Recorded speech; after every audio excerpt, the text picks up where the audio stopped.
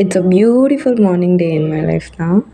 Morning என்னைக்கும் இல்லாமல் ரொம்ப சீக்கிரமாக எழுந்துட்டேன். எழுந்த உடனே மாடி மேலே போய் ஜாலியாக வேடிக்கைலாம் பார்த்துட்டு, சன்ரைஸ்லாம் பார்த்துட்டு ரொம்ப ஜாலியாக இருந்துச்சு. அதுக்கப்புறம் வேப்பில குச்சி வச்சுலாம் நான் பல் விளக்குனேன். எனக்கே இது கொஞ்சம் அதிர்ச்சியான விஷயம் தான். அதுக்கப்புறம் மேலே நிறைய ஃப்ளவர்ஸ் இருந்துச்சு. ஸோ அதெல்லாம் வச்சு எடுத்து வச்சு விளையாடிட்டு இருந்தேன். அதை விட ரொம்ப அதிகமாக எறும்பு இருந்துச்சு. எல்லாமே கடிக்கிற எறும்பு. அவ்வளோதான் என் நிலமை கிடச்சிதுன்னா.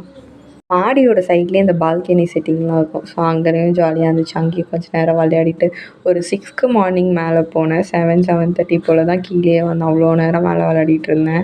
இந்த பானைலாம் அடுக்கி வச்சுருந்தாங்க. எதுக்கு அடுக்கி வச்சுருந்தாங்கன்னு தெரியல. பட் பார்க்க ரொம்ப நல்லா இருந்துச்சு. எப்பவுமே அம்மா கூட இல்லை யார் கூடயாவது வருவேன். இந்த வாட்டி ரொம்ப தனியாக வந்திருந்தேனா, அதனால நானாக எது வேணா பண்ணிருப்பேன். யாரும் எதுவும் கேட்க மாட்டாங்க. அதனால ஜாலியாக இருக்கும் எனக்கு. பாட்டியோட வீடே உள்ளேயே ரொம்ப அழகாக இருக்கும். காஃபிலாம் காலையில் சீக்கிரமாக போட்டுருவாங்க. ஆனால் நான் குடிக்க மாட்டேன். சும்மா வீடியோ மட்டும் எடுத்துகிட்டு ஜாலியாக சுற்றிட்டு நியூஸ் பேப்பர்லாம் எடுத்துகிட்டு இருந்தேன்.